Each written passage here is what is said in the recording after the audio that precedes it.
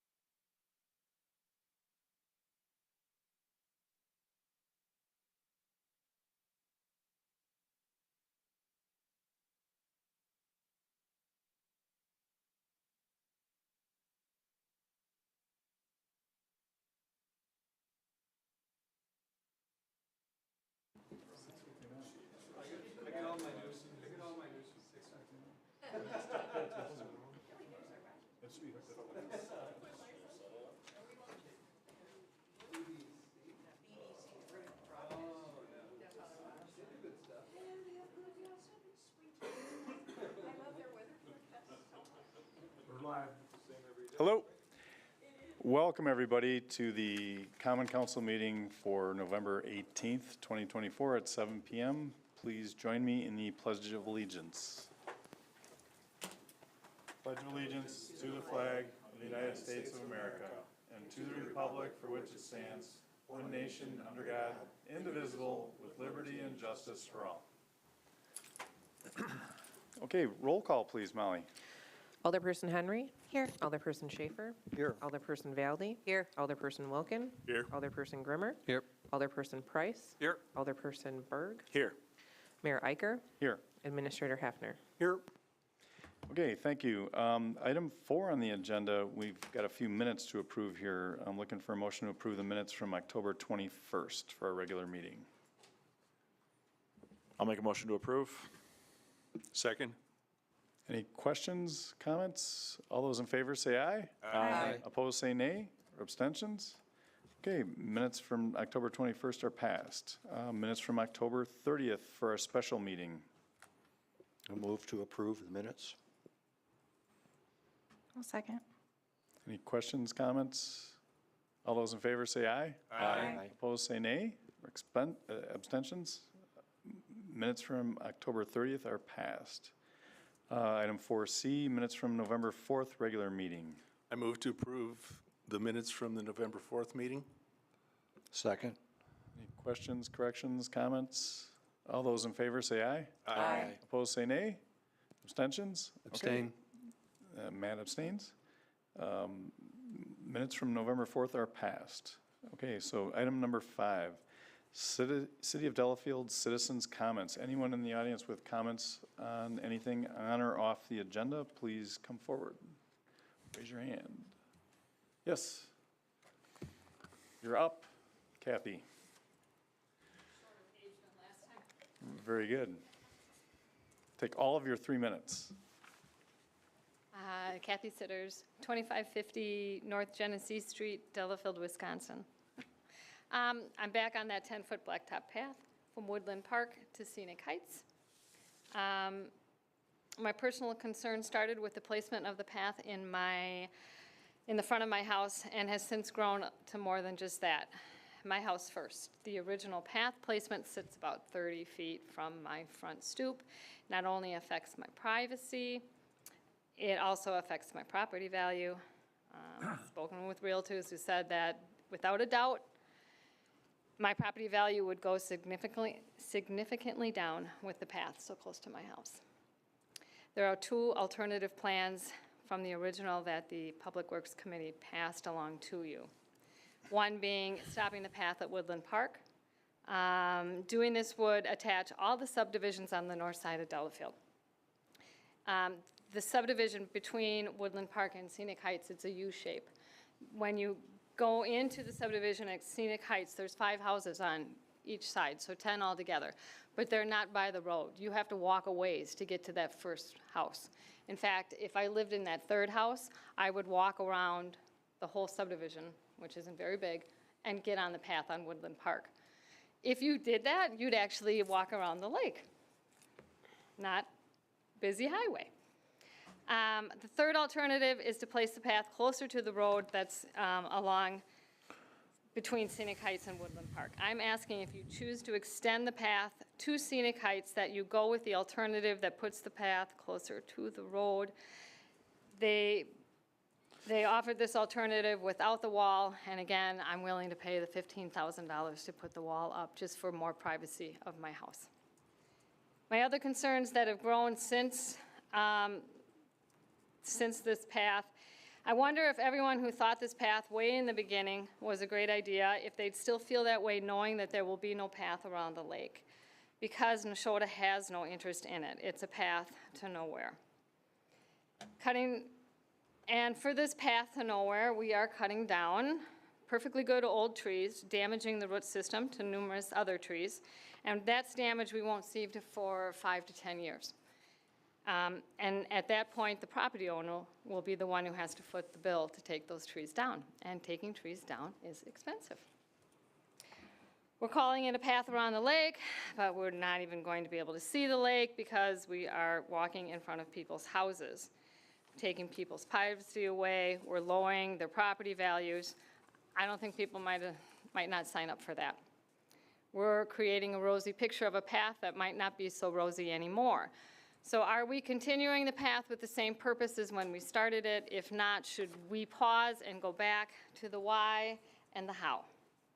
Can we refocus this path to lead people to the downtown area and to get people to Nagawicca Park or to Lapham Park, where there's already numerous trails for people to walk in nature and away from other people's front lawns and busy roads? Thank you. Thank you for hearing me out. I appreciate all you do. It's a great city to live in, and it's because of your commitment. Thanks, Kathy. Thank you. Any other citizens' comments? Mary?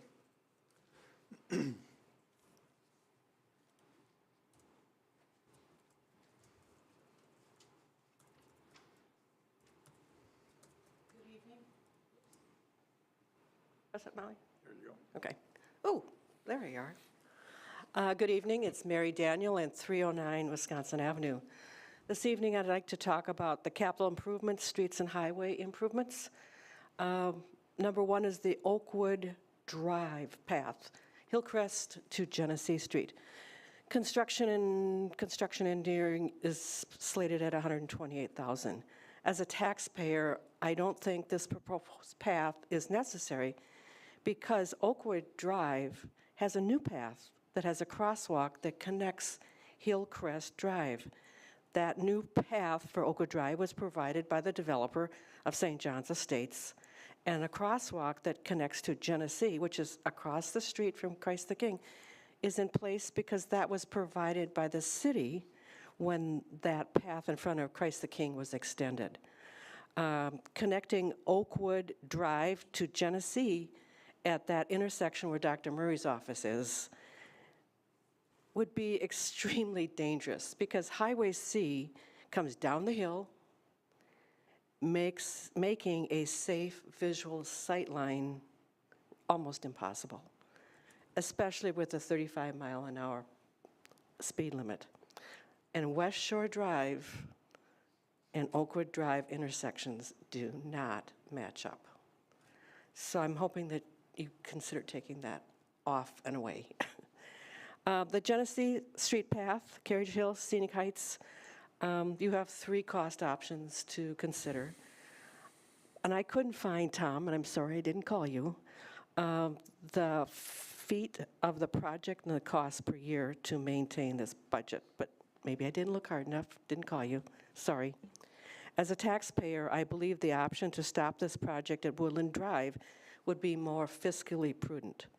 I'm aware of the vision to walk around Nagawicca Lake, but that does involve going through another community.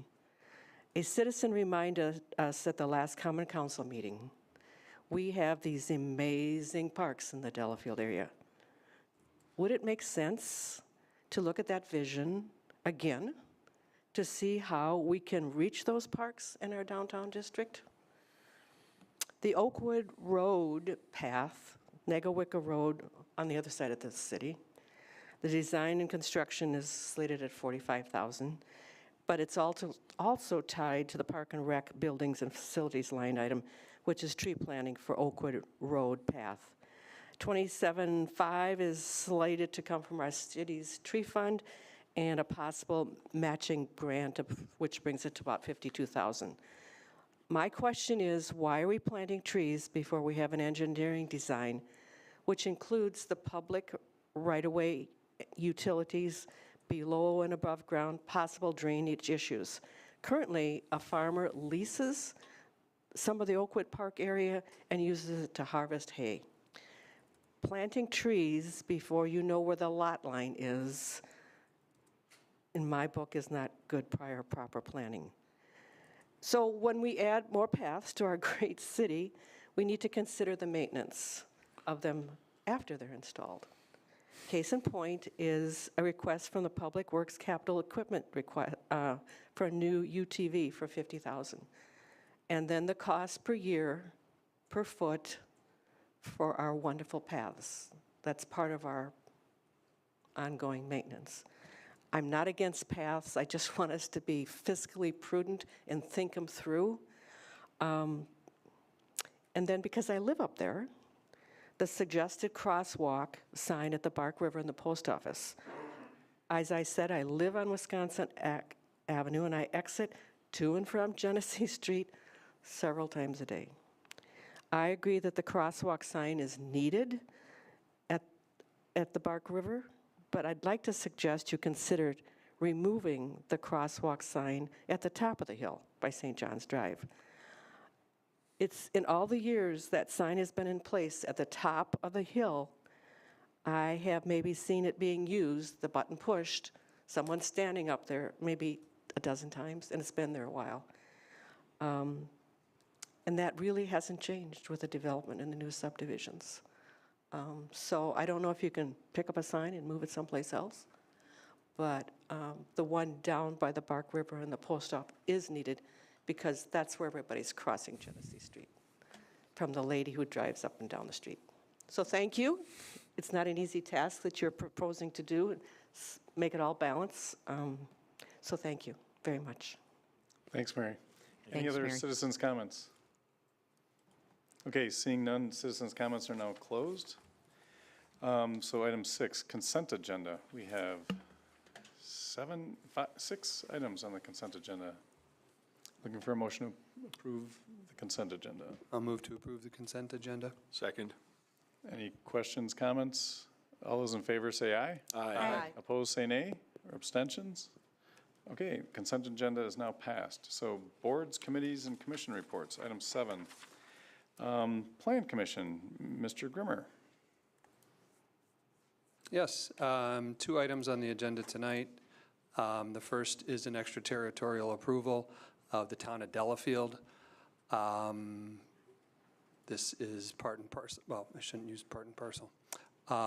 This is, as you drive down 94, this is the development to the west.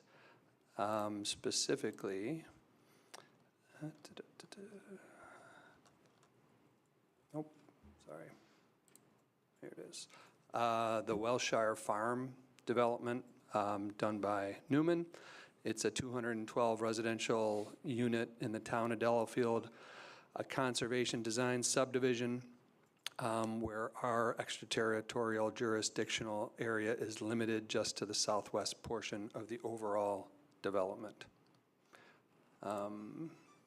Past Plan Commission unanimously, I'll make the motion to approve DELT 0811 999 North 14 West 29 542 Gulf Road, extraterritorial final plot approval for the development of Wilshire Farm Addition Number 1 subdivision located in the town of Delafield. Second. Any discussion or questions? All in favor, say aye. Aye. Opposed, say nay. Abstentions? Okay, item B1A is approved. Second item for all y'all tonight is the automobile service station and car wash zoning ordinance text amendment.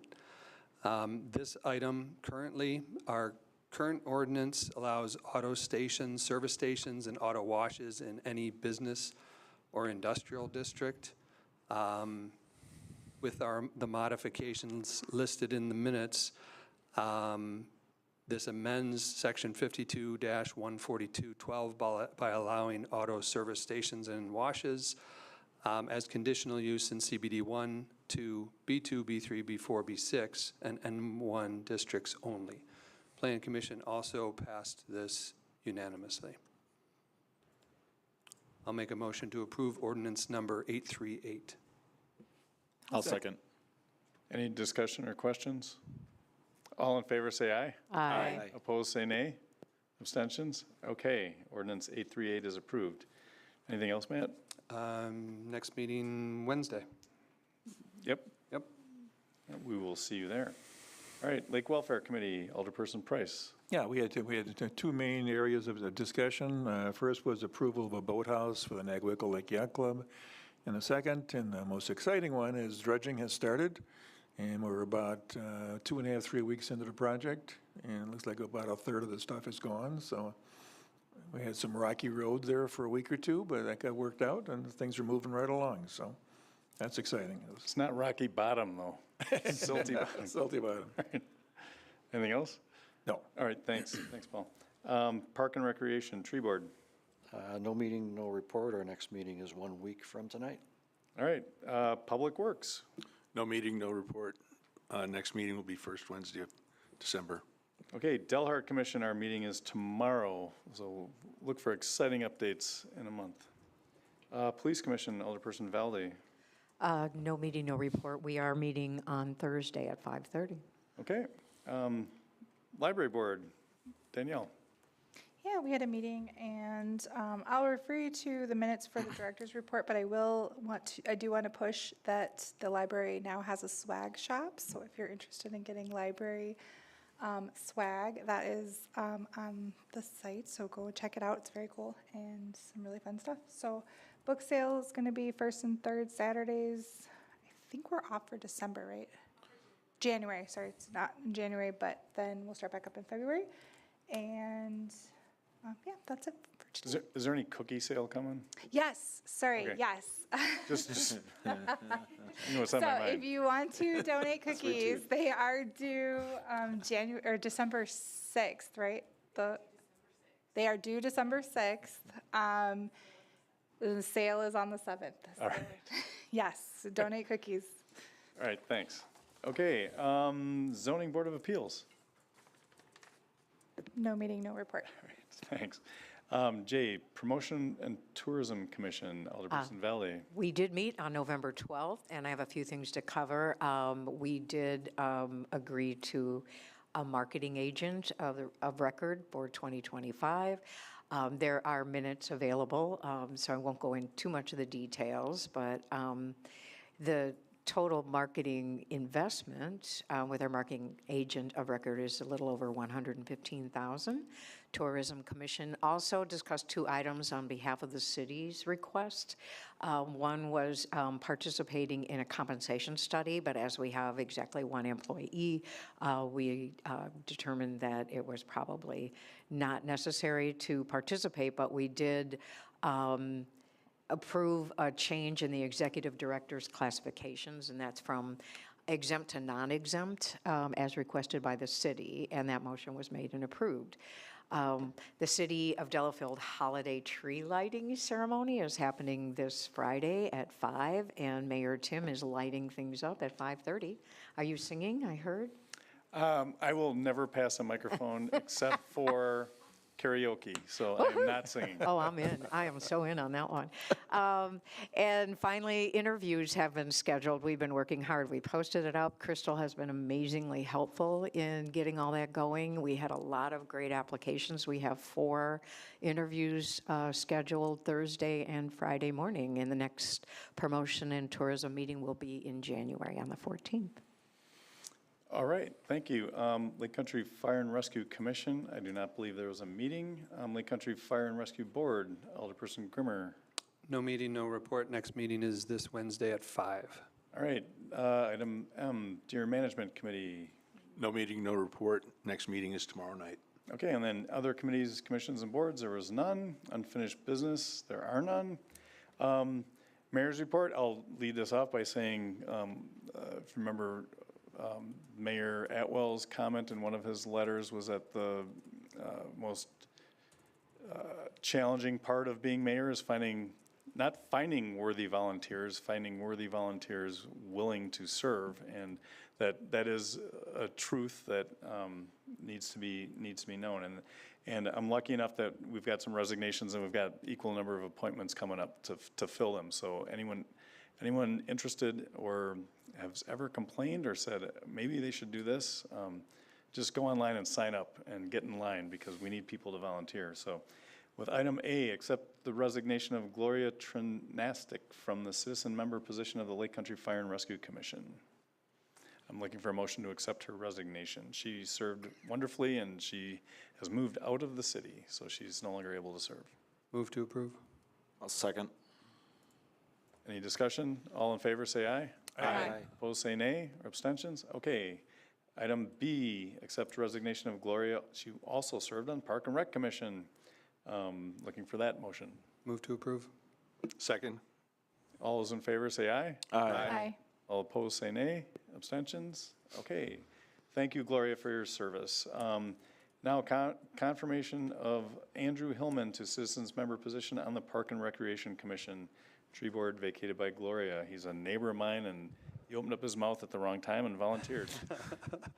I'll move to approve Andrew Hillman to the citizen member position on the Park and Rec Commission and Tree Board. I'll second. Any discussion? All in favor, say aye. Aye. Opposed, say nay. Okay, welcome, Andrew. And a confirm appointment of Mark Spellman to citizen member for Deer Management Committee, vacated by Jacob Berg. I move to approve the appointment of Mark Spellman to the Deer Management Committee. I'll second. And thanks for volunteering. I understand he's a hunter and he's young and strong, which is what we need. So all those in favor say aye. Aye. All opposed, say nay. All right, thank you, Mark. You're approved.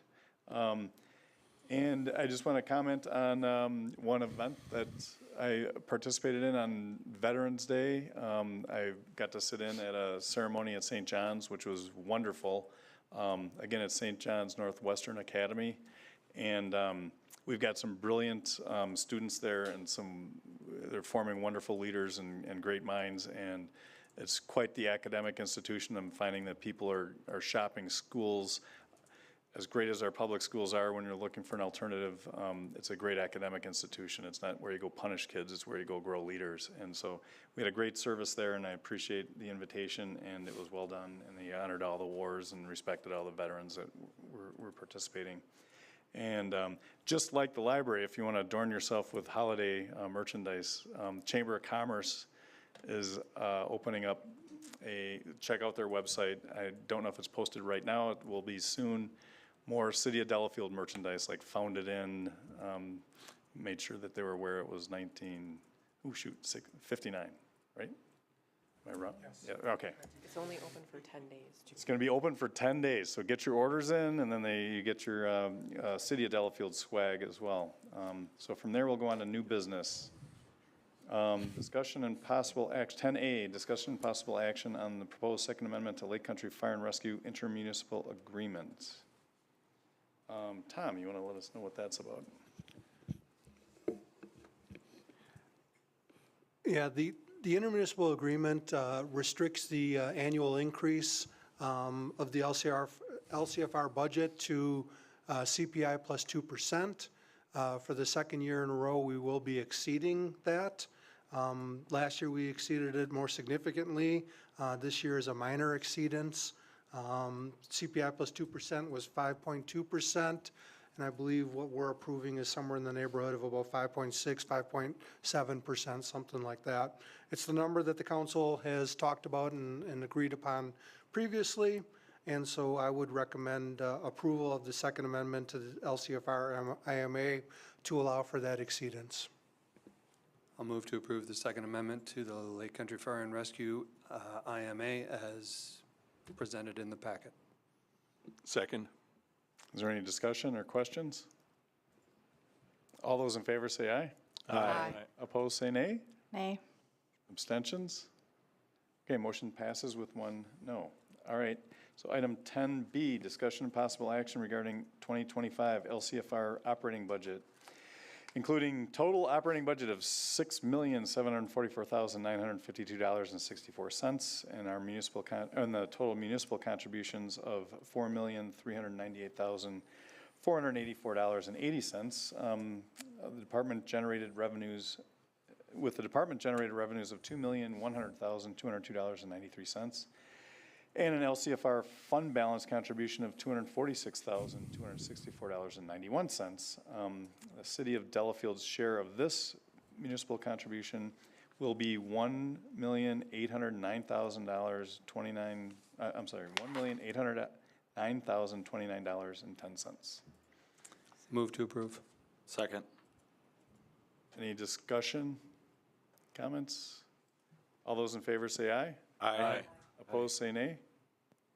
Okay, motion passes. All right.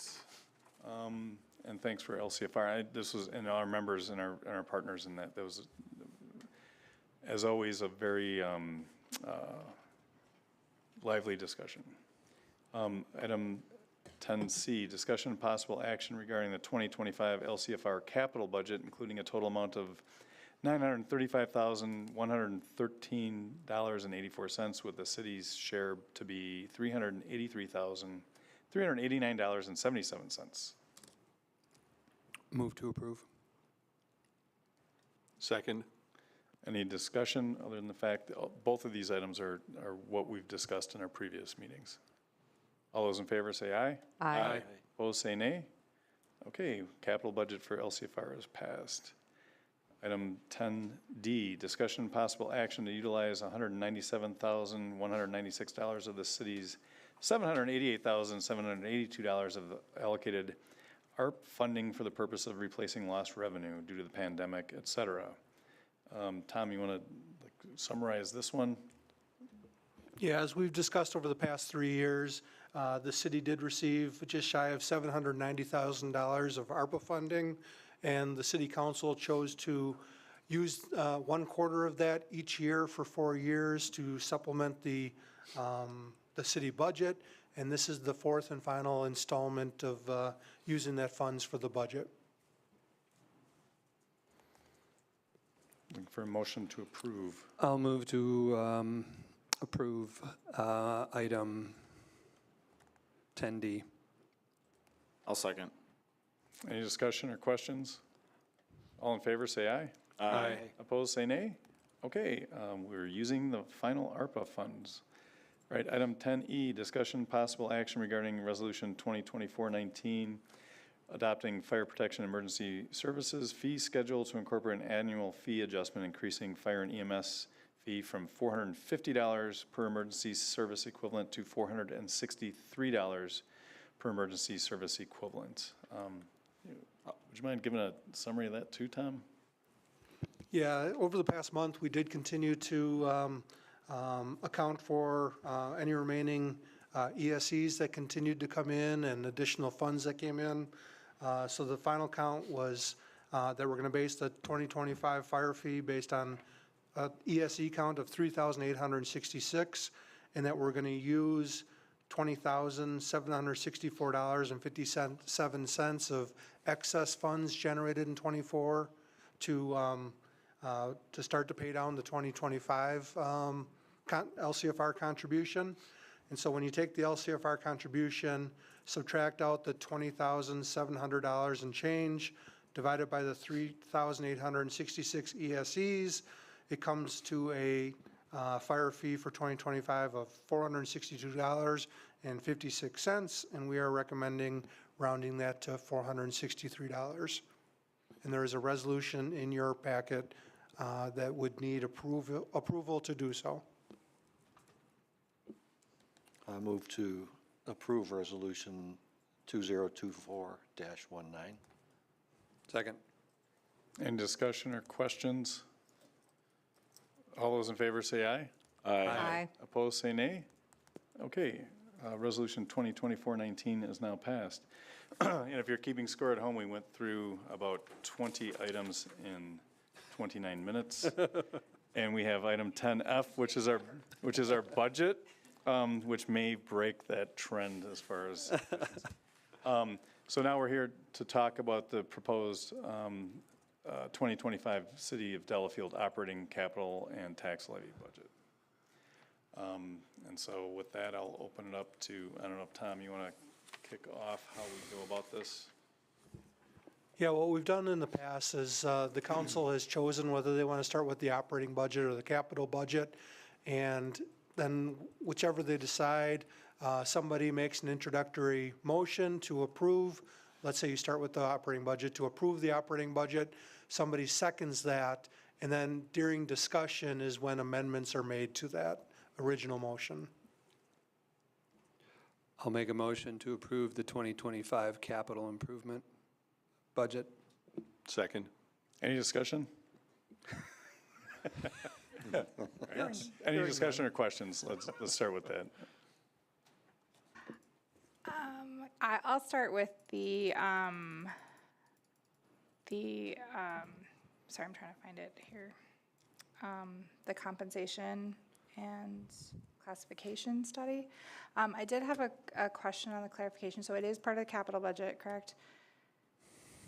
Correct. Okay, and then because a portion of that would be the obligation of the library board, is that coming out of the library operating budget? And is that not, would that not be a separate fund?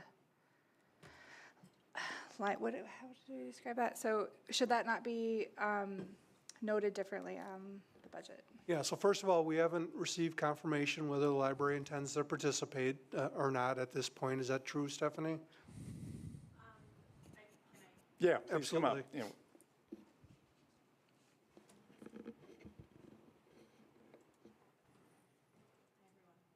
Oh, there you go. Thanks. Hi, everyone. No, although the library board has not voted on it as a topic, no, we did discuss it at last week's meeting. So no, the general, and Danielle can kind of chime in on this certainly, the general feeling I got was that we will not be participating. I have said that as much last Friday to Molly and Crystal, I believe, but no vote was taken, so. Yeah, so my question too is that because of the breakdown of the way that it is the $5,300 approximately would be coming, if that they choose, if the library board chooses to participate, which we didn't vote on it yet, that would be coming from the library fund balance, correct? Versus, If they did participate, correct. okay, so is the $28,000, is that reduced if they choose not to? Molly, can you confirm? The funding amount proposed is based on a flat rate of up to 18 positions to be studied. So this was one specific proposal. The problem is that we haven't gone out for the RFP, so I can't actually confirm that it would reduce the cost if we were to remove the library from that, but it would reduce the number of positions that we would propose for an RFP. It's a budgetary estimate, therefore, similar to the way that things went a few years ago with the AV project, we had several estimates come forth, kind of to give us a baseline, but then we went out for an actual RFP to determine who met the standards of what we were looking for. And Molly, just to with that AV project, didn't we budget about $90,000 and it came in at about $70,000 and therefore that's all we spent? Yes. And so I think we'd be looking at something similar here. $28,000 is kind of a placeholder. We intend to go through an RFP process. Actual costs might come in at $23,000, might come in at $25,000, might come in at $28,000. Okay. Why did we include, what's the rationale behind including police? They're represented by their own advocate during police negotiations. Is there a thought behind that? Yeah, I think we're looking at, always looking at the next round of bargaining. And I think there are some questions to be asked about different lists of comparables that were used in this last round of bargaining and whether some of those are appropriate or not. And I think it would be valuable to get an HR expert's opinion on that and to look at other agencies and identify from their perspective who the comparables are that make the most sense for us to be comparing to. The assumption on this study is, I guess the assumption is that the aforementioned groups, employees here are underpaid relative to their counterparts? No. No. I think a significant part of this study is to show certain employees that they are fairly compensated currently. I think that's a significant objective of this study. I do believe, in my opinion, that there are some employees that are underpaid currently. So it's both to identify those that are underpaid and then to identify those that are fairly paid, that we've gone through a process. We've looked at comparable data. It was done independently by a third party. And, you know, here's the information, here's the data, and it confirms that you are fairly compensated. Okay. I don't, I don't mean this to come off snarky, but it's gonna, so for $28,000, we're gonna reassure a good number of employees that they're fairly compensated. I would say over the last couple of years, employee concern about the equity of compensation is a huge issue in our organization and most organizations like ours. Yeah, I think, at least the way I understood it when I was looking at the budget and some of the reasons for doing a study is just that, is to maybe address some turnover that we've had, some people leave, and I think you're right, Tom, I think sometimes compensation rumors spread, and so if you can just lay it out and say, look, we did a study, we have this data, and maybe it will inform us that, yeah, we're doing great, or maybe we are not, or just, it just helps us understand. If we just talk to each other, we're gonna go, hey, we're good people. We, you know, we have a fair idea, but let's let some outside force actually look at it, and it might help us, and employees. So, it's my 2 cents. As we approach 2026, where our budget is going to be challenging, are we, and if deficits are identified in pay, but we're not able to, I mean, we're going to be forced, well, I shouldn't say that, we're not forced to do anything, but does it build resentment that if we're unable to do anything in the face of a budget challenge for next 2026? That just becomes a strategic question for the council to consider and to answer. You know, how do we want to pay in comparison to the market? And what does that mean with our ability to retain, you know, certain positions?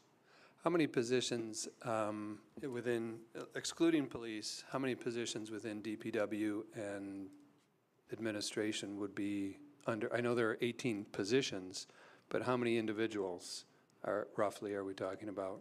Within, just within DPW and administration? With DPW, it would be 10 employees plus me, it would be 11. Molly, administration is 5. So to clarify, though, it's per whole position. So when you're talking a laborer, we might have 11 laborers, but that's one position.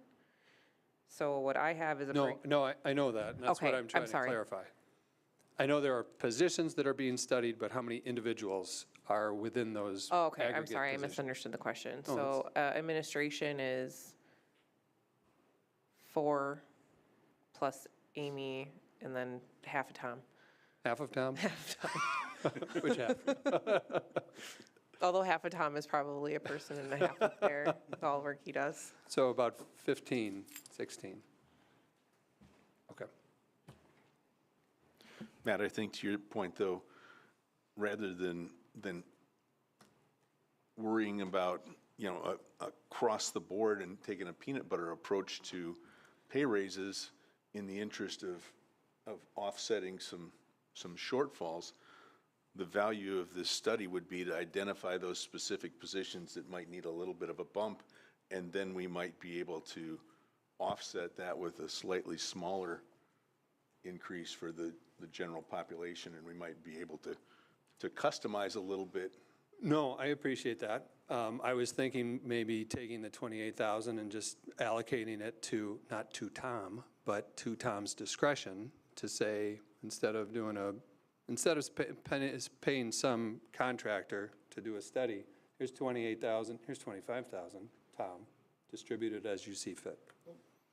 So, sorry. In looking at this and just in brief discussion before the meeting with one other elder person, I was asked, because I think the term was, I've been here forever, but 15 years, doesn't beat Tom, so Tom. But since it's a capital budget expenditure, this is an investment in the infrastructure, essentially, and that's how it's justified as being non-operational. So this can't be applied straight to salary. And it's sort of like somebody overhauling our employee manual or our procedures, or our looking at how we manage communications or our email system. I was trying to remember the last time that we actually had a study. Now, Tom mentioned 2003.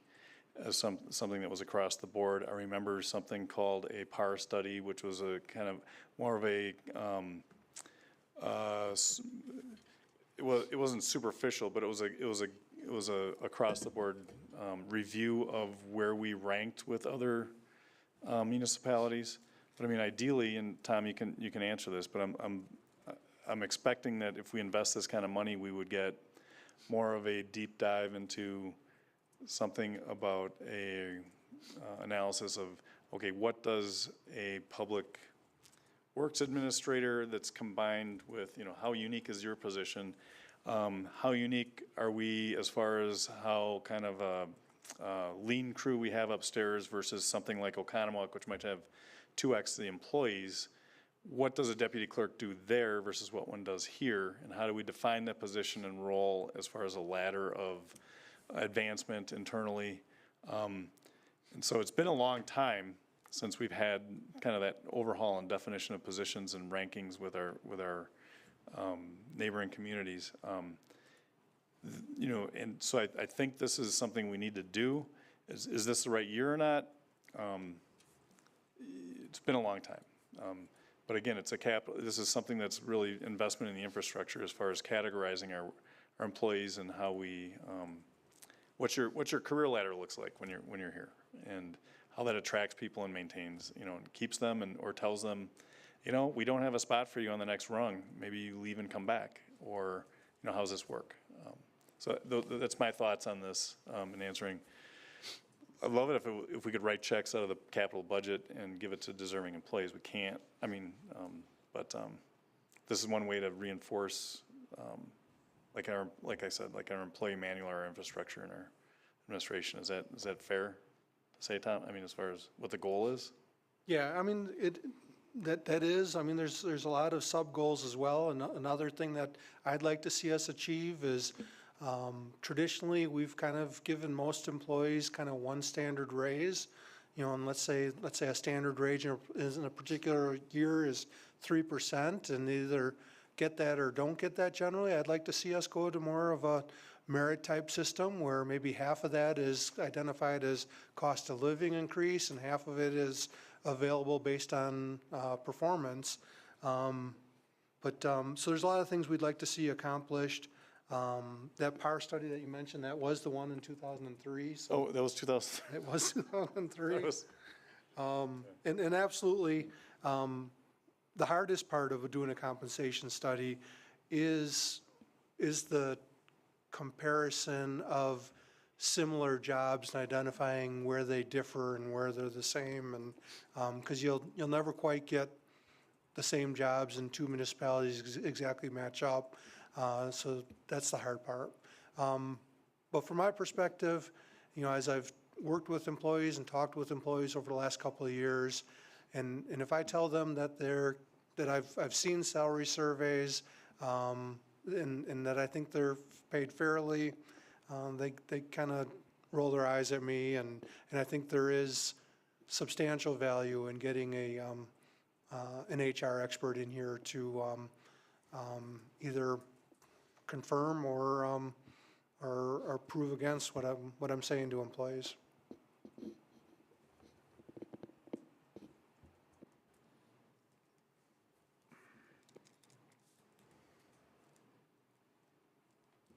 What kind of obligation do we have? Like, is there, like, with us doing this study, is there any kind of, do we do what we want, like, do we do what we will with it, or are we under any obligation to act on the results? Yeah, no obligation whatsoever. Ideally, if we put a compensation system in place, ideally we would follow it. What following it means can be, there can be a lot of variables in that. Like, let's say we've got position A and we pay position A $70,000, and it looks like the average for that type of position is $85,000. Maybe we don't make that $15,000 jump in 1 year. Maybe we do it over 4 years or something like that, and we identify that kind of goal to get our compensation for that position where we'd like to ultimately be to attract the type of talent that we think is appropriate for the position. Will they also give us options as far as like, when we're talking about, maybe not just the positions that we have, but maybe possible positions that could be, like, I mean, for example, if you have full-time staff versus part-time staff that could be doing filler work or desk work or things like that, that you could have one full-time with all the expertise and all the experience, but then you have people that could come in and do just busy work kind of things. Or will there be different scenarios of what we could do with our positions? So as far as positions that could be, one that I'm aware of that I added to the scope was, we currently don't have the captain's position in the police department filled, but that is a existing position, so I wanted to see us define that in case, in the future, we do have someone in a captain's position. We do have the public works seasonal employees identified in there. They generally currently start at $15 an hour with no benefits, and I think it's a good idea to look and see, is $15 the average? Are we low? Things like that. But as far as, are you getting at more of an administrative position that you're? Yeah, I mean, we could add anything that the council would like us to see us look at to the scope. I just mean, when you do have a very lean staff, sometimes it helps to have, somebody who has a lot more experience and then people that can do more busy work. Especially if you're dealing with turnover, you can pay that other person very well, and then the turnover on the other positions might not be as impactful for the city. So I'm just wondering, versus trying to hold more full-time positions, could you move to a different type of structure? Yeah, and we've gone through that a little bit over the last 10 years or so in the administration department. It used to be, as far as the front facing positions, it used to be 2 full-time, and then we went to 1 full-time and 1 half-time, and then we went back to 2 full-time based on workloads. So it's something we've done before. I think we're at a point where we probably need the 2 full-time, but it can be a discussion for sure. Yeah, I just didn't know if this would be part of it. Is this part of this where we would see what the different scenarios and the benefits of having different types of positions would be? Yeah, and we could even, identify a position that we currently don't have, like a part-time front-facing position, customer service position, and identify how we envision it, and then ask them to put together comparables and arrange for such a position, so that if we created that position in the future, that we'd have that established. So, Tom, instead of, I guess, tweaking every aspect of this proposed expenditure, I'm presuming that a proposal that comes in that the staff is looking to advance would end up needing common council approval before we actually executed it? Yeah, given the level of discretion, given the level of discussion on this, I would even say that once we as staff draft the RFP, that we would bring that RFP to council before we put it out.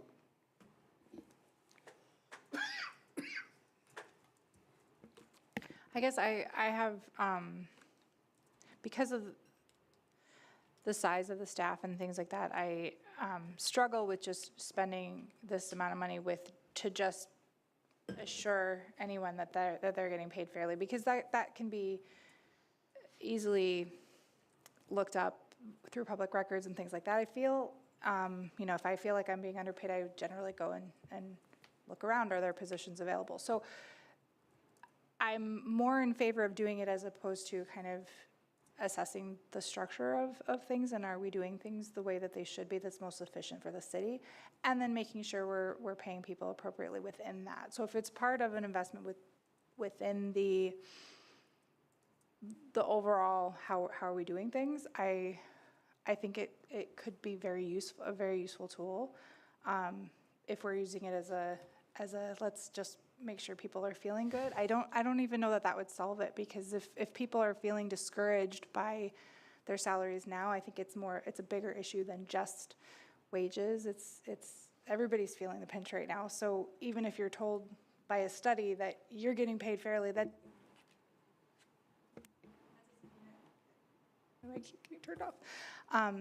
I don't think that that's going to make anybody feel better, just seeing a study saying that, yep, you are getting paid well. It doesn't help pay your bills if that's what's, what's causing people to feel uncomfortable about it. So I like the idea if it's like, let's invest in the city and try to find something that's going to work long-term for a solution to help keep employees or structure it so it makes sense financially with turnover, if that's part of our plan.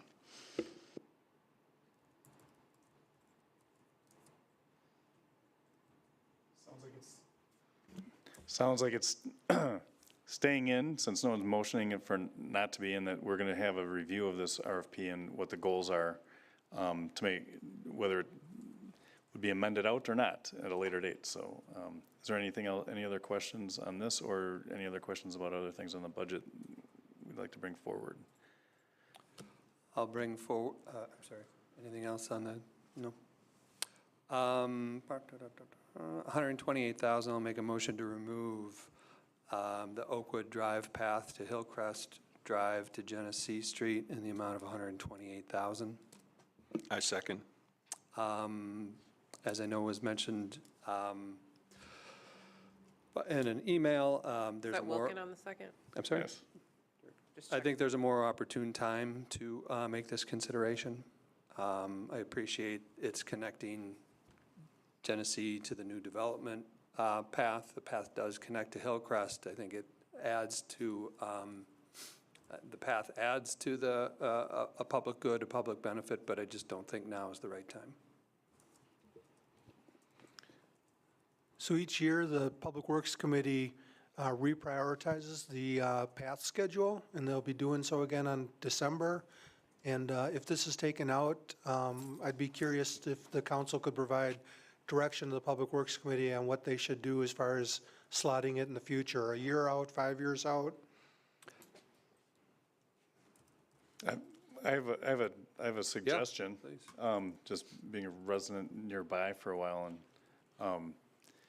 I think there's a lot of merit to what was commented in the public comments earlier, as far as the intersection that we'd be sending pedestrians to, as far as sight lines and other things, and that offset section from east to west or west to east between West Shore Drive and Oakwood is offset by about 10 to 20 feet north-south. At some point, I think that intersection needs to be visited as far as how that gets redone. So I think I don't know that there's a date certain, other than I'd suggest that we link it to when that intersection gets revamped. And there's lots of moving pieces with that based on the business that's there, the church, the utilities on the northwest corner, and, like I said, line of sight. And I believe that's where the county takes possession of the road from the city, and they're probably gonna be looking for us to take possession of it. I think they've already asked, and we said we don't like that road, fix it first. So this might be a decade out, but I think it should be linked to that whole, like those dynamics. That's, even though you asked Matt, I'm No, weighing that's a in. great That was rationale. us and the council, Okay. but that's really helpful if that's what where the council's at on it. Yeah, I think that's a great recommendation. And I know that's a long time, but it might not be that long. I'm 1-0 for good recommendations tonight, then. We'll see where that goes.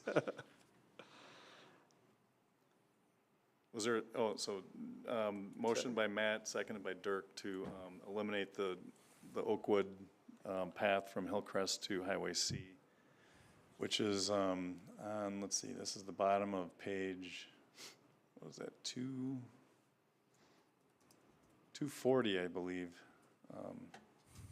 in the capital budget.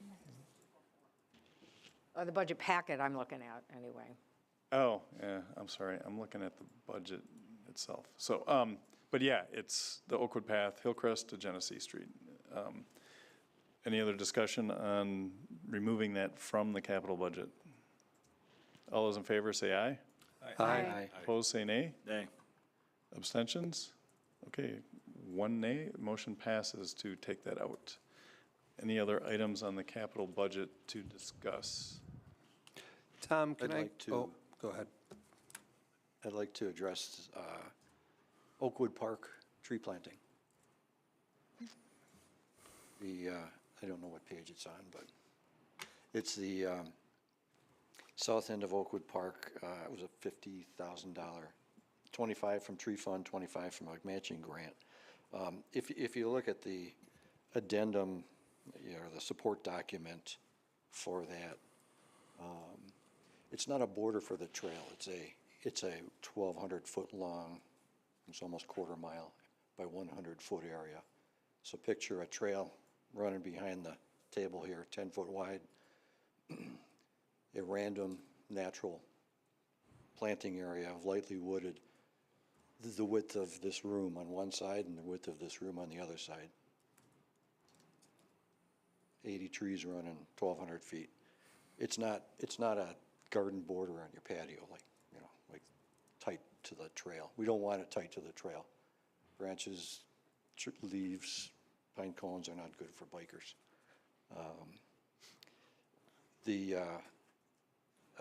So I think it's a good plan. That said, we did not get the matching grant that we were hoping from the DNR. So without that, I would move to remove that from this year's budget. And the DNR did encourage us to reapply next year, which we plan to do. I'll second. Can we, just for the sake of the motion, specify we're removing $25,000 from the, is that operating or capital, and then the 25 grant, or how is that in the budget, so I can make sure it's correct? 52,307. Did you get that, Molly? What is it? It's in the budget as 50,000 with, $52,307 is the total cost. yeah, with a $25,000 coming from the matching grant, which we did not get. And that grant was not awarded to us this year? Okay. Right, there was $1.2 million in applications, and they had about 600,000 available, and we didn't make the cut, but they encouraged us to try again. Is that clear? Was there a second? Was it? Yeah, Okay. I'll second that. Any discussion? All those in favor say aye. Aye. Opposed, say nay. Okay, so 52,307 is removed from capital for the Oakwood tree plantings. Any other items? Tom, the municipal parking lot resurfacing, the Hendricks cost share on that was around 36,000. Correct. If we delayed that by a year, where would that 36,000 then go to the fund balance? The agreement was that they would pay it, reimburse it when it's done, when the work is done. Okay, so that's not a payment to us, knowing that we would get it done eventually. It's when it's Correct. done, it's paid. And it's done as a reimbursement because they'll pay the exact amount based on the unit bid prices that we receive. So the actual amount they pay could be a little bit higher or lower than the amount in the budget based on how bids come in. Okay, and the reason I'm asking is I was there, and I know they occupied the front third of that lot. I don't really see a substantial difference between the front third and the back third, but, so I was considering delaying it by a year, but I was unsure and looking for input from you and the council. I think the pavement is in poor condition. It definitely would hold up another year or two if that's the preference. It's just in rough shape. I assume Hendricks would not have a problem delaying their payment by a year, but I would have to confirm that with them. And, if they did have a problem with it, I guess we could just work out some kind of, where they just pay a set amount based on the expected cost rather than actual cost. Well, and that was the other advantage I was looking at, is if we did get a flat, a an estimated cost from that, it could be put into the fund balance to help with 2026. I would assume we would give Hendricks the option of pay us an estimated amount right now or pay us the actual amount in 2026. But in your opinion, it could wait another year? It definitely could wait another year. I mean, it's just a question of level of service and what the city's willing to live with. Sure. Okay, I'll make the motion to delay the municipal lot resurfacing by 1 year. I'll second. Any discussion or questions? All those in favor say aye. Aye. Opposed, say nay. Nay. Okay, motion carries. You got that, Molly? Do we need to know the exact amount for, It is $290,003.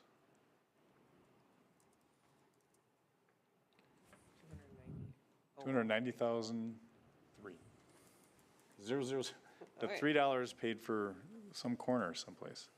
Okay, any other questions? I have one question, and that is on the Genesee Street path from Carriage Hills to, on the budget, it's to the Scenic Drive. It was suggested on more than one occasion to take it to Woodland Park, which I believe is the street just before that. And I know in an email from Tom or some communication that the grant would not be eliminated, it would just be reduced.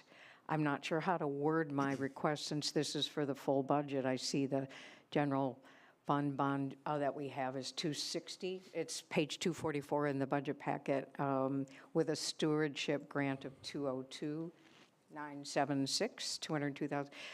So I'm not sure how to reduce that, but Tom, I think you could probably help me with that. I would just like to insert maybe some logic into that discussion and work with the couple of properties there. It's a very logical argument to me. Are you saying to remove it completely from Woodland to Scenic? Yes. Yes, to remove it to scenic and, but to, I think we have to do that first, right? We would just be shortening it, correct? I think Make it shorter. I would think it would make sense to approve whatever project you want to approve. Okay. And so if you want to shorten it, you'd approve it from Carriage Hills to Woodland Park. Okay, that will be my motion.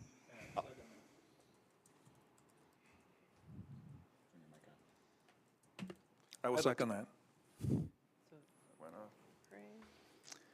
Is there any discussion? I'd like to speak to that. I've listened to Kathy Sitters come to Public Works for 3 or 4 months before we brought this to the city council. I totally understand her concerns in terms of property value and people walking by her front door. I've driven by there a number of times, and it's a very nice property. And I think that that we don't get a lot of bang for the buck going that extra block. And I think we're governing at people instead of for people here. So I think, you know, the downside of stopping at Woodland Park is minimal. I would agree in the same logic that we're using on Oakwood Drive. Those folks on Scenic are able to still connect to the downtown area if they want a safe alternative. So I think that's a prudent thing to do. So I'm just gonna talk to, the grant though will go down significantly where it was about 60, it wasn't $60,000? Is that what was in the, that we It's would? also money we don't need to spend. But It's money we wouldn't- don't need to spend, though. And we'd have to spend the 60 to get the 35, so we don't do it, we're still 35 ahead. Right, this year. However, the intent, again, is to eventually do the path. And I know that right now it's a path to nothing, but we're doing it in phases where right now we have a lot of paths that don't end anywhere in particular because the objective is to eventually move that. Maybe if Neshota decides they want to continual path, then we can look at that extra area, but Right, right but we now, it's won't not. have we won't have the grant money available to the future, and the cost is going to be more, is likely going to be more in the future. So we're leaving a significant amount of money, just leaving that on the table and doing this same stretch in the future is going to cost us more. So to me, I think that you're not getting their bang for your buck. I actually would disagree. I think we're getting the most out of it that we could get doing it at this time. Whereas if we delay that stretch, which we know we intend to do eventually, we'll never get the bang for the buck that we would get in doing it now. I think there's a time value of money issue here, where if we got to this in 10 years and we don't do it now, it's money that's 10 years down the road, and I don't think that's a bad thing. The other thing is that I think the council has a tendency to be very fiscally conservative, and I respect and support that. And I think that not using state funds is not a very fiscally conservative argument for doing a project. If we, ultimately, we would want Neshota to connect. Well, I'm If not we sure don't- we do. If we don't build the trail to Neshota, they're never going to connect. If we build it, Well, we know they Is don't it- have an are their intention right citizens now. gonna Yeah. encourage that? I have a I question. think Who- we have a who had motion the- on the floor, though. I'm curious, who had the conversation with Neshota saying that they have no intention of connecting a trail? This is very presumptive. I didn't. I'm curious where this conversation with Neshota occurred, because we're putting words in their mouth. I am not sure that I've ever heard them say that they would never connect the trail, and then it's being stated over and over again. That's just pointing that out as the other thing. And I understand what my role is supposed to be in participating in debates during open motions for the council. So excuse me for stepping over the line. And I respect where this is going and all that. But a different statement I'd like to make is that if I had a realtor tell me that walkability to a downtown district was a negative to my home value, I'd fire them. Trees and walkability are the two biggest improvements you can make on your frontage to your road as far as increasing your home value. So those are just two statements I'd like to make. And it's very likely that at some point that if we ended at Woodland Park, that we could leverage a deal with and work with Neshota to say, let's continue it to Scenic Heights to continue this farther north into Neshota. So that I think that would be something that's still on the table in the future in pursuing a future grant. So that's an opportunity. But please don't have a strong argument in your mind that this path to nowhere argument is something that we should consider as we pursue walkability and connecting trails to neighborhoods across the city, because it is the argument that is being used all the time. And Alderperson Grimmer and I voted against the trail along Oakwood on the south side of the road from Hillcrest to Fieldstone a number of years ago at the taxpayer's expense, knowing that someday in the long distant future that the golf course would be developed. We figured it would be 15 years. It turned out to be 5. And so we got a decent portion of that trail, most of it paid for by the development, which is how we do developments. So anyways, I just want to point that out to the council and put it as a matter of record that there's a couple arguments that we should be cognizant of that are used all the time that aren't necessarily valid. But keep in mind that when, if we do end it at Woodland Park, I agree that the neighborhood can be served. It's a longer route, but we need to make sure that we continue with our zeal, the pursuit of getting that trail connected through Neshota, and work with the government to look for that grant in the future if we do turn this down tonight. So those are my 2 cents. So I'm not chastising anyone. I'm just sharing some of my, like I've said before, one of my hindsight buyer's remorse things when I built where I built was that my kids couldn't walk to downtown or to school when we moved in. And 20 years later, now they can. But they're all 25 to 30 now. But I still fought the fight, so anyways. Those are my 2 cents. And there I were, think it's a positive thing. If you live in Neshota, it'd be a positive thing to be able to walk to downtown Delafield. Connecting a trail to Neshota provides incentive for them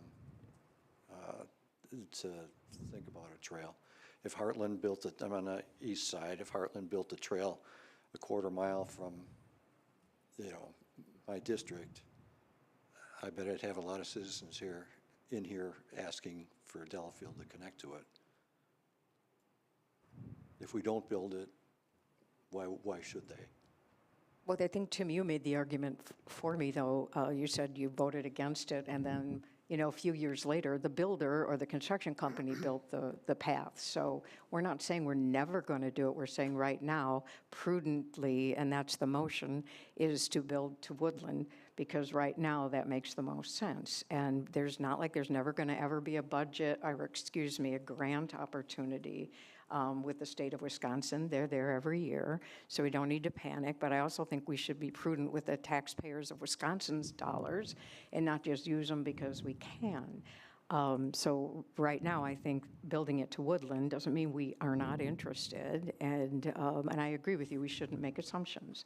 But, we don't know, but we do know right now that this is I think that's why I made the motion. And, yeah. I think one of the things we should keep in mind is the idea that if and when Neshota decides to do it, it might be an opportunity for us to piggyback on that project. And so the idea that building one block all by itself would be cost prohibitive might not be as much of an issue if we collaborate with our neighbors. the only thing I'll say about that, though, is if we're doing that, where we're talking, and I say this because of the request that you've made with where the path would be going. If we're talking about now we're going to wait till we're collaborating with Neshota, that might not be an option for us to choose if it stays by the road or if it goes further in. So if that's a concern, if that's something that we want to be able to dictate where the path is going, it might be better to do it now where we have the control to decide where the path is going. Because if we're talking about we're going to wait till Neshota's deciding, they might have a lot more say. I mean, we might not have a say in whether or not that's going further through her yard than closer to the road, because we had already discussed this and decided that we wanted to work with you and keep that by the road. So if we're having the control over that right now where they're not in the discussion, we might not have that if it I can't imagine that collaboration with Neshota would entail us giving up control of the project on our side of the line. If it's only a block? I mean, if they're bringing it down further in because the rest of the properties are in, now we're talking about I'm just saying, there is a possibility that we could lose that lose control over that. I still have a hard time leaving this kind of grant money on the table. I also think that when we're talking about one block, that's never going to be, we're never going to come back and pave one block until it's going all the way in. So if we're not doing this now, it probably will never be done until it goes into Neshota, which means we're going to be collaborating and we'll have not 100% control over the plans. So looking at the big picture, I'd rather do it where we can accommodate what's been asked as far as going through that property and utilizing as much of the grant money as we possibly can. All right, any other discussion? Can you restate the motion, just for clarity? Motion by Valley, seconded by Price to approve the Carriage Hills to Woodland Park option for the path.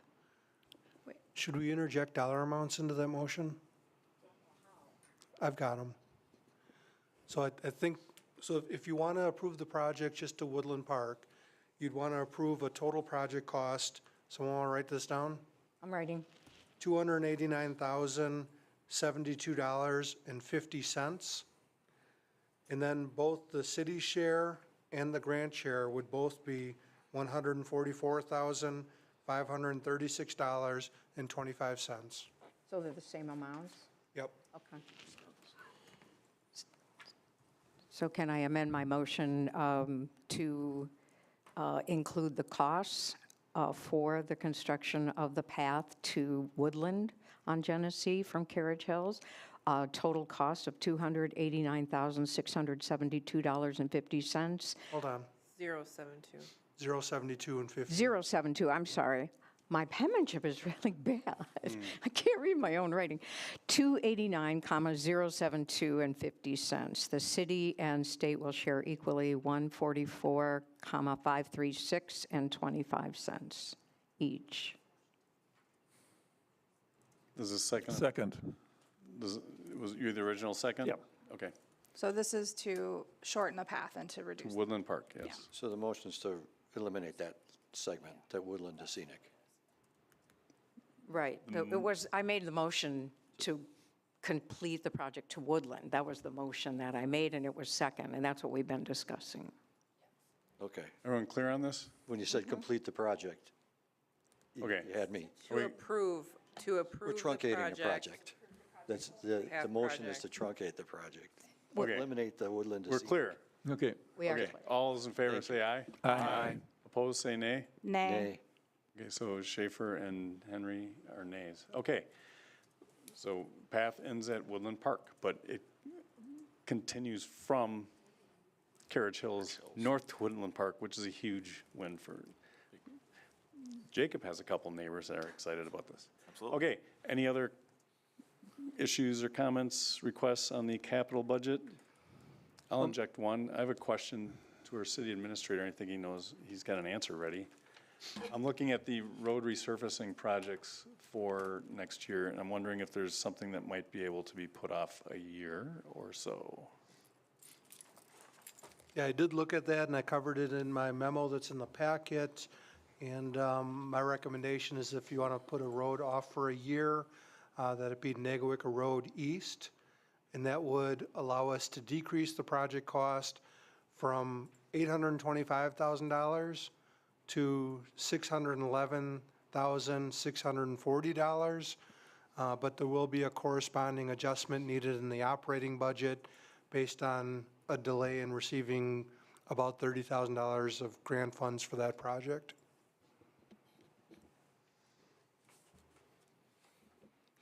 This is in my district, and the road needs help, but there's also a lot of construction going on there right now with the Nagowica Heights. The one thing I saw is that we, after Nagowica Heights, we did a grinding to get rid of some imperfections in the road, and it's provided a smoother drive, and I think it's holding up well, and that's why I thought we could get another year out of it. Yeah, and with all the construction, 38 homes going up there, that's rough on a road. It'd be a shame. I'd rather ruin an old road than ruin a new road, so I expect things to get worse. 2026 is probably a better time to repave after the construction's done. So unfortunately, I agree.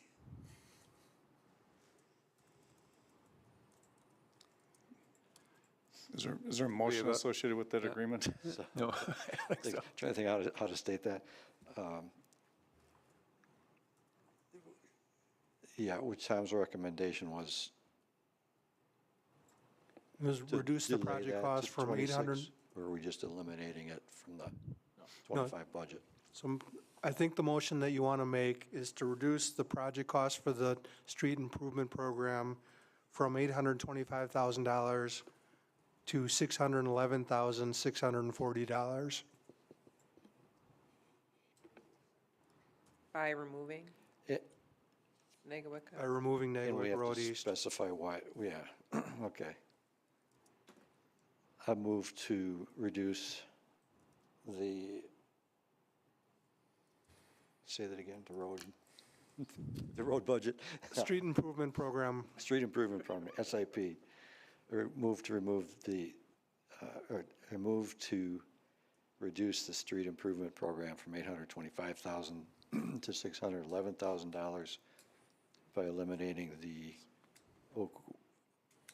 Nagawicca Road East project from Weber Court to Highway 83. Can I get that to be 611, 640? Can I just amend that? I don't amend think it's necessary yet, because it hasn't gotten a second. New amount to 611. Get it? 611, Did you get it with the 640? 640. Right. Molly, I do you have got it it. captured? Molly's got I'll it. second it. 640. I copied and pasted it earlier. Okay, from and so, Tom's memo. Paul, did you second? Thank you. Is there any discussion on this? That 640 is important. That's like a foot and a half.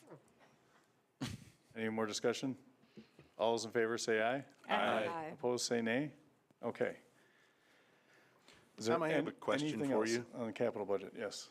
On the Nagawicca Road to Key Point Lane curve, we have a solar-powered LED flashing, edge-lit right turn advance warning sign and slow plaque. I know we've talked about that in Public Works. I just noticed that for that sign, we've only got 5,000 as opposed to the crosswalks that follow that are at 10,000.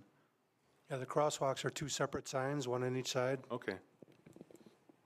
I'll make a motion to remove the crosswalk across Genesee Street at the Bark River in the amount of $10,000. Second. I don't like, I don't like I like the bridge and the river the way it is, and I think people are, the good and smart citizens of the city of Delafield are very capable of crossing the street without flashing signs in that area. And I cross it all the time, and it's not as busy as maybe some people argue. Was there a second? Dirk, second? Is there any discussion? I don't know, I think we need it. I think people fly, and when I've tried to cross it, because I go to the post office on foot a lot, a lot of times they look, and they don't know if they should slow down or stop, even though it says, pedestrian, so I think we should have it. I don't know, it's just me. All those days at B Fitness, you can't get there and power across. No, I just think it's unsightly, and I appreciate the argument, Jackie, but, yeah. Is there any more discussion? All those in favor say aye. Aye. Opposed, say nay. Nay. Okay, motion passes. I've got one more, at least one more. Chief, would you mind approaching? Please approach. The cameras in the amount of 70,000. I know we discussed this at our budget meeting a month or so ago. My understanding, and if you could add some clarity and correction, is that the current cameras are grainy. You've got one in the interview room, you've got one in the lobby, and those are the only two existing, and the current ones are grainy, correct? We have significantly more than those. We have three Thank you. interview room cameras. Three interview room Correct. cameras? Okay. 3 interview room cameras, 2 booking area cameras, a Sally Port camera, a lobby camera, and I believe 6 exterior cameras, and the fire department has a medication room camera.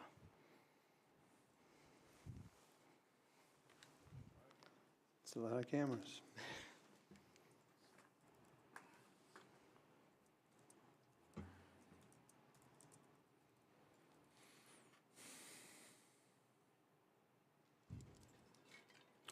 And the problem with all of them is that they're grainy? At best grainy, some the domes have fogged over and at night are not visible. And the exterior cameras, the rationale for use is what exactly? overall building security. We also post our front parking lot as a safe online purchase exchange point for people who do Facebook Marketplace purchases. They can come to our police department parking lot and know that it's recorded. Currently, our best cameras are facing the parking lot. Those were upgraded approximately 5 to 6 years ago, but they still are significantly less power than what's available today. And we also have multiple custody exchanges that occur in our front parking lot. So in addition to the general threats we sometimes face as a police department, just providing the community that peace of mind as they visit and use the facilities.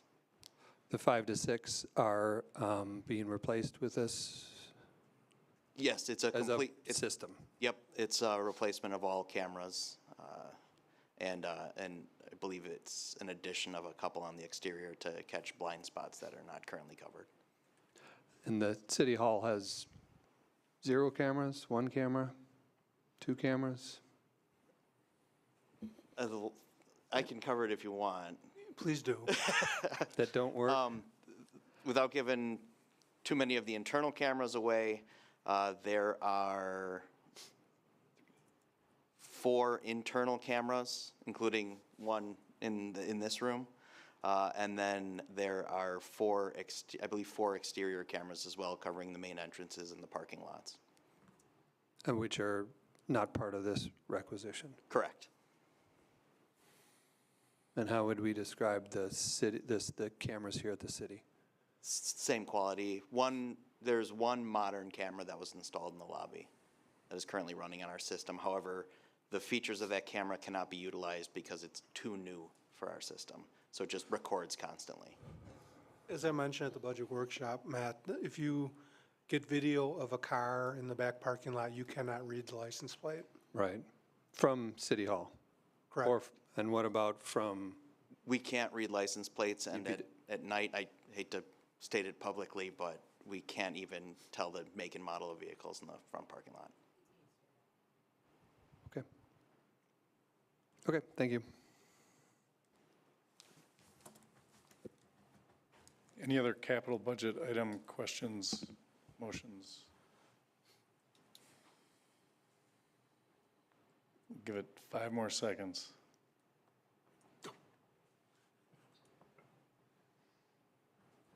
All right. So we typically move on the capital budget as a separate item? Yes, Or- the capital okay. budget's been. So it's been motion and seconded. We've had approved amendments. Okay, so as it stands, we're, with the amendments that have been approved, looking for a vote on the, Can we get an amount for the, no, what is the total? Someone have a amended. total yet? do we have that yet? 2,183,127. 2,183,127? Yes. Where did we start? Do you have that number? 3,051,040. Good work. All right, so That's a, do we have a motion to, oh, we have the motion on the table that's been amended for a $2,183,127 capital budget. I have a quick question. Yes, sir. So the $3,051,040 was the total. Of that, 632 was non-general fund. How does that split up in the revised? It's 1,697,571 for general fund and 485,556 for non-general fund. Can you please repeat the general fund amount for me? 1,697,571. 1,697,571, and what was the, 485,556.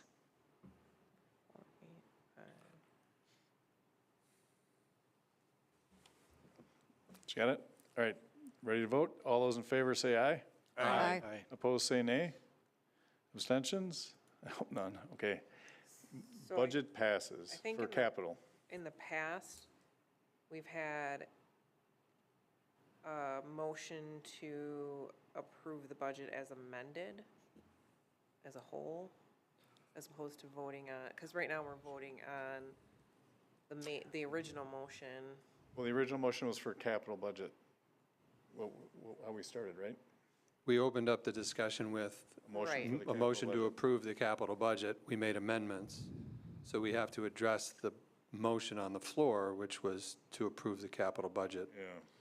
So whether we did it that way in the past, we did it, And I can't, we blaze can, new trail yeah. tonight. If you've got a better idea for next year, Does this work? or I could, I can't revoke my motion. That's consistent with how we've always done it. Well, so I pulled the motion from last year, and last year was to approve the capital improvement plan budget as amended in the amount of X, with the general fund portion being whatever the general fund portion was last year. So I just pulled it from last year. I have no preference on how the council would like to go ahead and do that. Was just trying to create continuity in our process. All right, well, we just passed a motion, so we're stuck where we are. Okay. I hate to say we're stuck with a past motion, but, so on to the operating budget. Are we good with this, Molly? So we're just,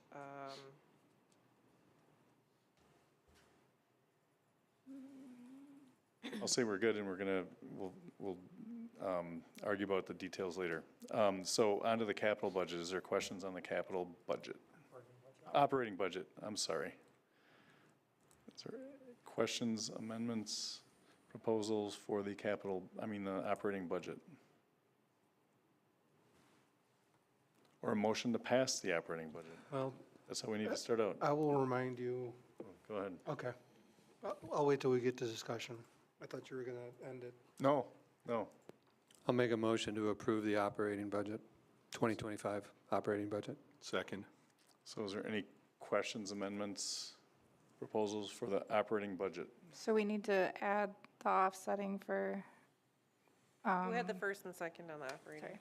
Matt Grimmer first. Dirk second. So we're needing to add the offsetting for the road, for what we took out of the road?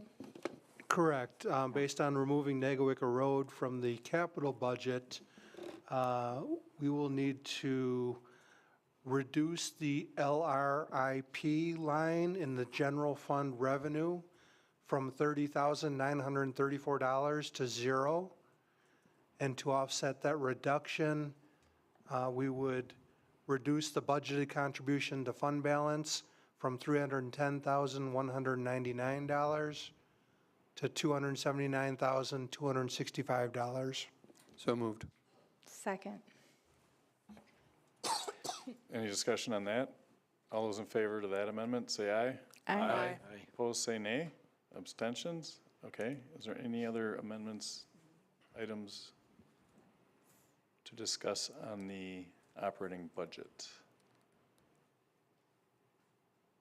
Sounds pretty easy. Are we good? Who had the Grimmer and Henry Grimmer and Wilkin on, the on initial. this last one? The amendment was just Grimmer and Wilkin. I'm sorry, Henry. I'm trying to move along too fast.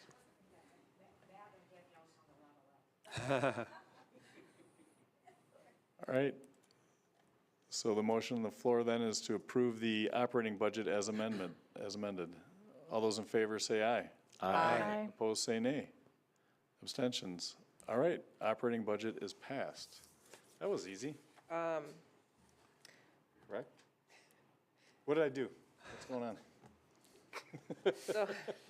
So last year, again, we did specify the exact tax levy amount. Do we want to do that this year? What is that number, Amy? So it wouldn't have changed, it still would have been $6,699,598. Okay, so there was no change to the tax levy based on the change that was just presented, so we don't need to include that in the motion or address that anywhere? You're correct that there's no change in it, I don't know if you need to address it. It's something you can or cannot include in the motion. I mean, you can just say, we approve the budget, and it just goes with whatever it is. It's been approved, so we're good. And that number was what again? $6,699,598. All right, that is what we're taxing, which is what has been in the packet for the last month. Okay. From there, item 10G, approval of vouchers payable. So this is a small dollar amount of only $287,000. Approval of the voucher list is what we're looking for now. I'll make a motion to approve the voucher list. Second. Oh, I'm going to give it to Henry. Henry got it. All those in favor say aye. Aye. Opposed, say nay. Okay, motion passes. Report of city officials. City administrator. Yeah, I was just going to mention the dredging project that Paul beat me to, but it's truly a project that's 2 decades in the making, 2 decades worth of planning and permitting and designing and arm wrestling and whatnot. And so your city engineer and I are doing cartwheels to see scoops of mud to be taken out of the lake. And so far, the project's going well. We received one complaint about material on the road, but I checked it out this morning and didn't see anything on the road. So they're doing a good job of keeping the roads clean. And then Mike Hausman, our Lake Welfare Committee Chairman, he's doing a nice job. He's working with the contractor to count truckloads. He's got trail cams up to help him do that. And so the project's going well, and we hope to see it done in a few weeks from now. Are we going to have before and after pictures? Like the bathospheric, is that what it's called? Is that what we're going to have at the end? Yes. Okay. Those aren't photographs. Those I know, but they're images. They're images. contour images, Yeah, contour yes. images. So we'll be able to see what we bought. Yes. Okay. There is a steady stream of trucks down Nagowick Road. It is amazing how clean the road is staying, because it's a lot of material and a lot of activity, so, yeah, kudos to. Yeah, especially on a day like today, I was expecting to find tracking and mud, and it was unbelievably clean as far as the roads. All right, anything else, Tom? Nope, that's it. All right, Molly, city clerk. Just a quick summary of the finalized voting statistics from the election. We had 5,592 registered voters by the time the election wrapped up. Of that total, 5,094 voted for a 91.9% voter turnout. 2,308 voted in-person absentee, 1,022 voted absentee by mail, and 17,000, woo, we had a real quick population increase. 1,764 voted at the polls. We did have, finally, a line. Wait times, I think, were maxed out at about 30 minutes, and the library was very kind to help us direct voters into kind of their main foyer area to wait to keep them out of the poor weather that occurred. So we did some adjustments on the fly to expand the internal line and in addition to that. So notes for next time and whatnot, just some interesting comparisons. The 2020 presidential election, of the at polls voters there was 1,537. So we only exceeded at polls by 200 compared to COVID. So I thought that was kind of interesting. We had 2,300 at polls during the spring election in 2023.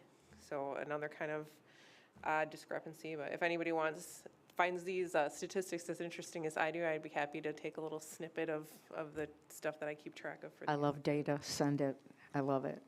So, and that is all that I have for now, thank you. Thanks, Molly, job well done. City treasurer, anything to report? You're never here for these meetings except once a year, so thanks for coming.